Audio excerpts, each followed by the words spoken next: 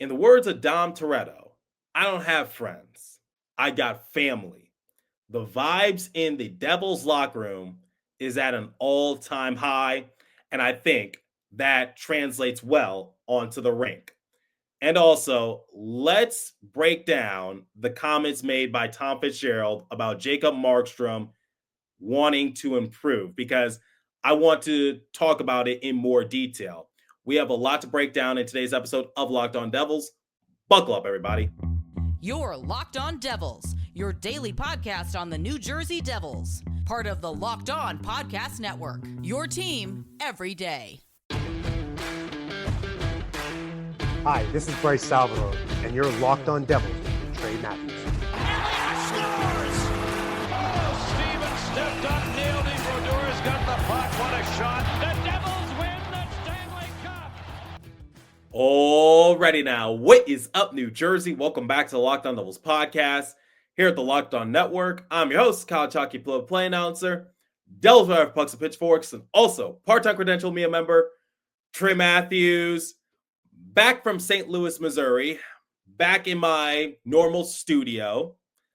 I'm going to be completely honest with you guys. I didn't plan on recording an episode because traveling can usually take a lot out of you, both physically and mentally. I usually give myself a day to recover, but I have a lot of thoughts on my mind that I wanted to share as soon as possible. So, here we are. In the first segment, I want to talk about the dynamic within the Devils locker room. From my perspective, the vibes are at an all-time high, and winning solves a lot of it. Then in the second segment, I want to share a soundbite from a recent Tom Fitzgerald media availability. Now, I touched on it briefly in the previous episode, but I want to go more in depth, and I want to actually play that soundbite once again, because a lot of people are making assumptions based on what Fitzy had to say about Jacob Markstrom, and I want to debunk some of those claims. Then in the third and final segment, when this episode goes live, the Devils are set to play the Columbus Blue Jackets in Ohio. And you know what's funny? I was having a lighthearted discussion prior to puck drop against the Devils and Blues game with Bill Spaulding and Catherine Bogart, and we were exchanging some of our thoughts heading into the matchup. And I figured, why not share some of the thoughts that I had for the Devils in my friendly discussion with Bill and Catherine and talk about it in the show, because I think it's still relevant heading into tonight's game against the Blue Jackets. All right.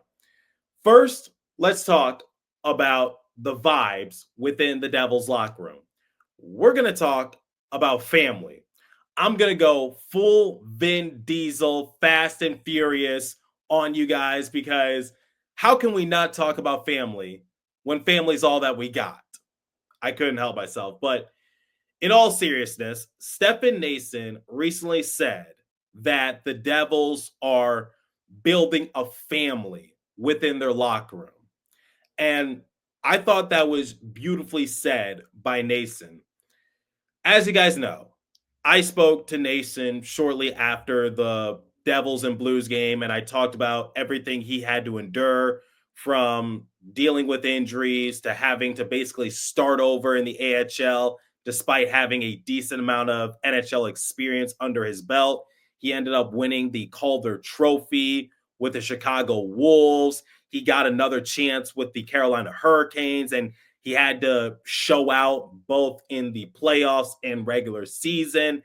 And it led him to reuniting with the Devils over the offseason and signing a 3-year deal. If anybody knows about seizing an opportunity and not letting the opportunity slip by you, it's Stefan Noesen. And it's one of the reasons why I love having Noesen in the locker room, because he's a great veteran presence.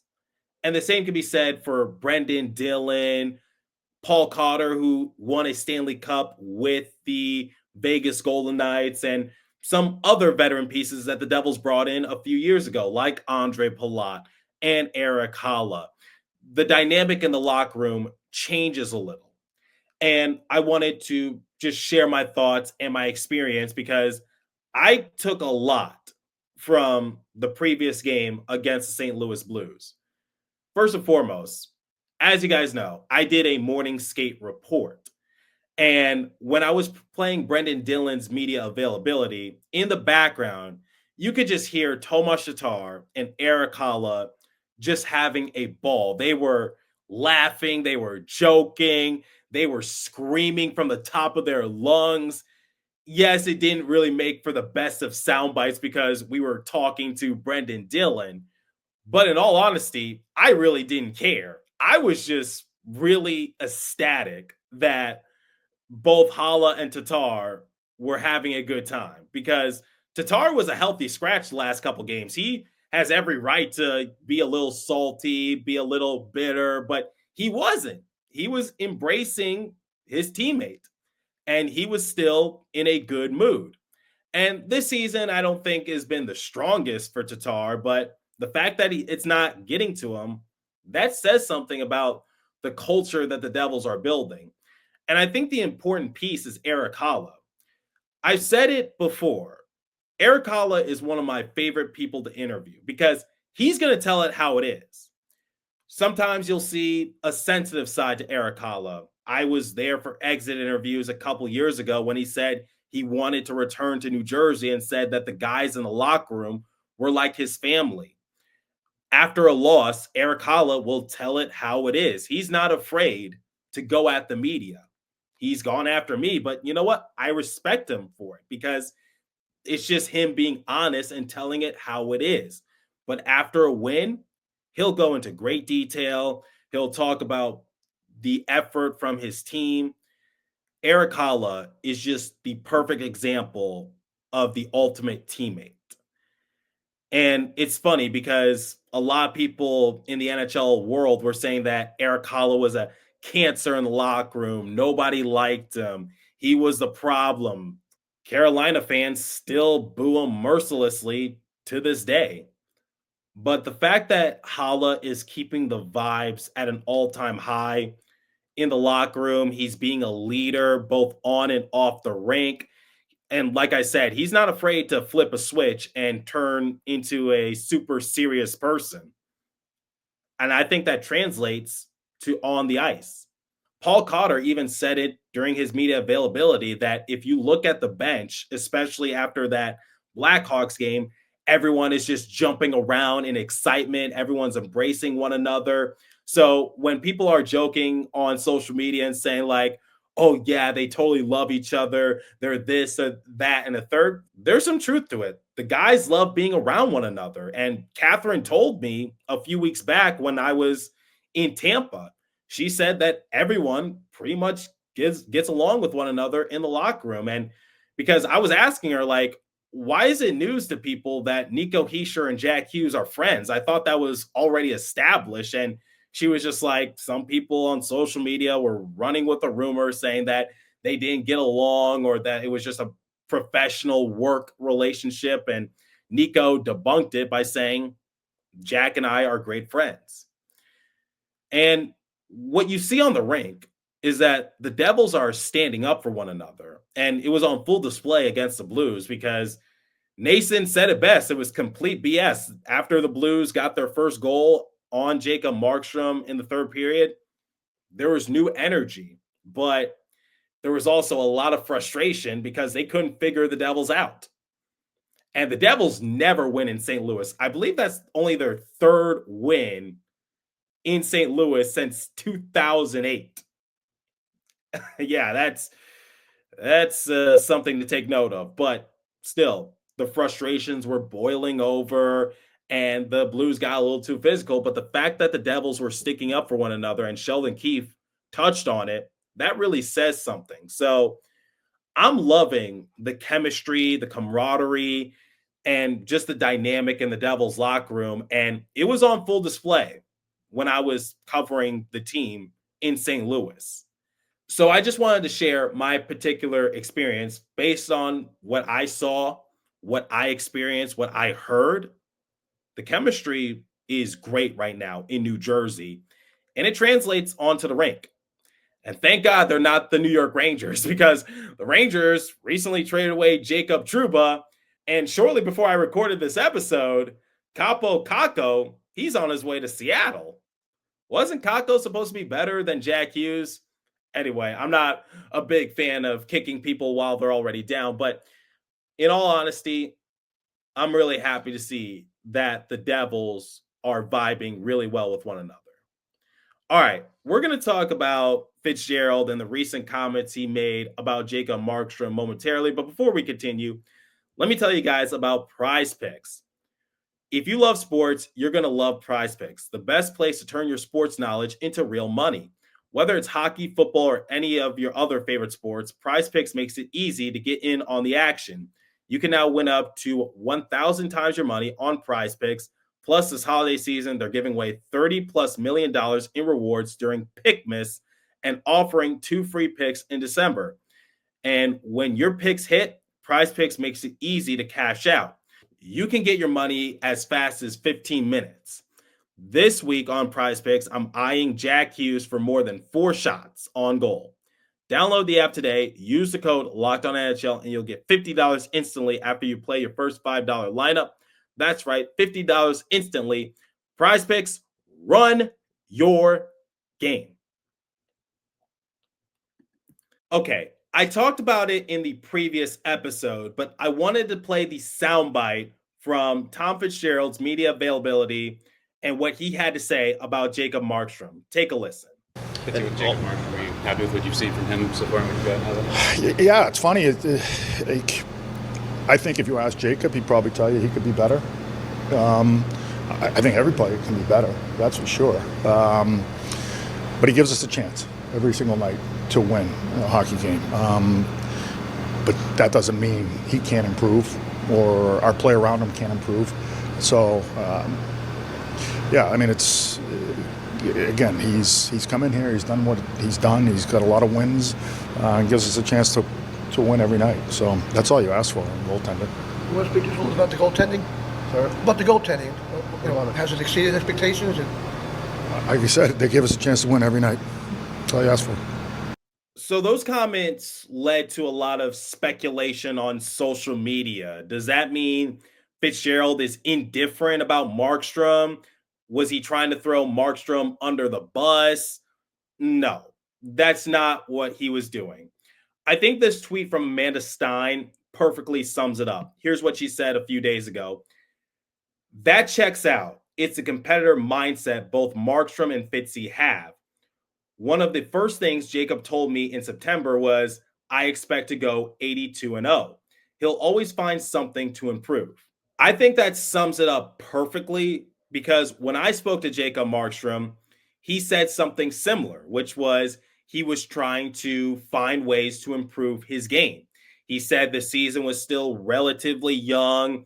They have a long way to go, and he's probably not satisfied with his performance. He expects to go undefeated, but obviously that was a long shot. Unless he played in like 3 games, there was no way he was going to go undefeated, but it's a competitor mindset, similar to what Chico told me during one of the intermissions.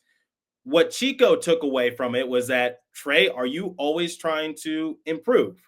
And the same can be said for all of you, which is, how are you constantly trying to improve yourself, whether it's from a personal standpoint, a sports standpoint, a work standpoint? We're all trying to improve ourselves in more ways than one. So no, I don't think it was Fitzy trying to say like Markstrom is not this or that. He's not trying to throw Markstrom underneath the bus. He's not indifferent about Markstrom. He's just saying that Markstrom always is finding ways to improve. And if you were to ask Markstrom, he would say the same thing. And I speak from experience because that's exactly what Markstrom said when I asked him about his performance and him being tied for second in the NHL for most wins this season. I think people took Fitzy's comments out of context. And if you listen back to that soundbite, he said not only Markstrom, but everyone can improve. Nobody is perfect. There's always ways to improve the game. And I think Sheldon Keefe would say the same thing. Speaking of which, when I spoke to Sheldon Keefe, he said Markstrom has been really, really good. And the numbers don't lie. Once again, courtesy of Amanda, she put this out on social media and said the last time Markstrom gave up more than 2 goals in a game was back on November 29th against the Detroit Red Wings. The Devils actually ended up winning that game. The last time he gave up more than 2 goals in a loss was November 27th versus St. Louis, but he got his revenge. He walked away victorious at the Enterprise Center. He's 5-0-1 in his last 6 games played with just 8 goals against and a .937 save percentage. Jacob Markstrom is good for right now. Like I said, his ultimate test is going to be come playoff time because we saw Vitek Vanacek a couple seasons ago put up 30-plus wins, but come the playoffs, he completely crashed and burned. So my thing is like Fitzy was not trying to talk bad about Markstrom. He wasn't trying to say that he was indifferent about Markstrom. He wasn't trying to say that Markstrom wasn't what he anticipated. No, he even said in the soundbite that everyone can improve. And to add on to that, Fitzy also said that Markstrom gives him a chance to win. Both the goalies do, Markstrom and Jake Allen. So that's my final verdict. Similar to what I said in the previous episode, I think people took those comments out of context, and I spoke to some Devils personnel, and it was evident. Markstrom has been good, but he's always finding ways to improve. And I love that from an athlete standpoint, a person standpoint. He's always just trying to improve. He's not satisfied with anything. If he sees 50 shots and he makes 49 saves, that's a good outing. But for him, he's going to be like, I should have made that one save. I should have been perfect. 50 out of 50 saves and gotten a shutout. I'll let you be the judge of that. All right.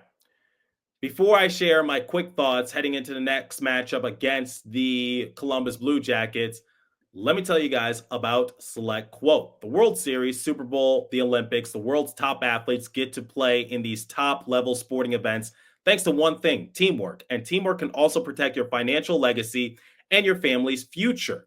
Select Quote's licensed insurance agents are the perfect teammates when shopping for customized, affordable life insurance.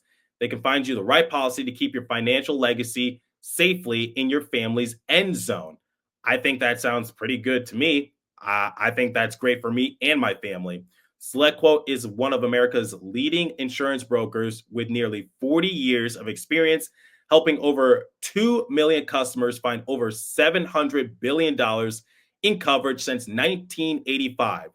Get the right life insurance for you for less at selectquote.com/lockedonnhl. Go to selectquote.com/lockedonnhl today to get started. Once again, that's selectquote.com/lockedonnhl. And now, let me tell you guys about FanDuel because I want to see you guys make some extra money. Get ready to tackle the NFL action with FanDuel, America's #1 sportsbook, because right now, new customers can bet $5, get $150 in bonus bets if you win. The FanDuel Sportsbook app gives you everything you need to place live bets on the NFL all in one place. So when you get a hunch in the middle of the game, you can check out the latest stats, view live play-by-play, and so much more on the same page where you place your bets. Just visit FanDuel.com to join today. You'll get started with $150 in bonus bets if you win your first $5 bet. That's FanDuel.com. Never waste a hunch and make every moment more with FanDuel, an official sportsbook partner of the NFL. And please remember to always gamble responsibly. All right, here's some of my quick thoughts heading into the next matchup against the Blue Jackets in Ohio. Shots. The Devils have been limiting their opposition shots the past few games really well. The last 4 games, the Devils have not allowed no more than 20 shots. First time since 1999 that has happened. And it starts with their defense, because I think it was evident in the previous game against the Blues that everyone had a really good defensive impact. And I want to see that carry over into the next game. Don't let your foot off the gas pedal. You always want to establish yourself against your divisional rival. A couple players that I think you should look out for are Curtis Lazar. He was taking a decent amount of faceoffs in the previous game against the Blues, and that was his first game back since being sidelined due to a nasty hit he took at the hands of Radko Gudas. Lazar said it's going to be a slow grind for him to get back into the swing of things, but I'm confident that he's going to get his groove back and provide more of a spark on the Devils' bottom six. Also, Paul Cotter, he has not registered a point since early November. Goals, assists, points have been tough to come by for Mr. Cotter ever since he got off to a lightning fast start to the season. Now, you can look at that as a negative, but for me, I think he's really due for something. And he's been inching closer toward it. And after the game, he was a little frustrated with himself, but I think that's motivation for him. He's really due for something. And a line combo that I want everyone to keep a watchful eye out for is the Andre Palat, Jack Hughes, and Jesper Bratt line. I asked Sheldon Keefe about how Andre brings out the best in both those players. And he said, look at Andre do a bit of the dirty work defensively to create separation and room for Jack Hughes and Jesper Bratt to do their respective things. So I want people to watch that line, not for the razzle dazzle from Jack Hughes and Jesper Bratt, which is great to see. I'm not ridiculing them for that, but keep a watchful eye for Andre Palat and see how he operates to make sure that line functions. But those are some of my quick thoughts heading into the matchup against the Blue Jackets. I think that's a winnable game for New Jersey. Blue Jackets are one of the bottom tier teams in the Metro, respectfully. But at the same time, it's the NHL. And I was talking to Chico about this, which is a lot can happen. The Washington Capitals just lost to the Chicago Blackhawks. I don't know how that happened, but it did happen. So you can't underestimate your opposition, but let's see what happens. First time this season that the Devils take on the Blue Jackets. Anyway, share your thoughts down below if you're watching on YouTube. What do you think of the chemistry from New Jersey? What do you think of the comments made by Tom Fitzgerald directed toward Jacob Markstrom?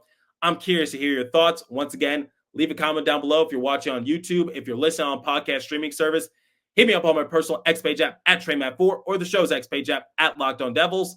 As for today's episode, that's all the time I have for you. Continue to stay safe. Have a wonderful day, New Jersey. Go Devils.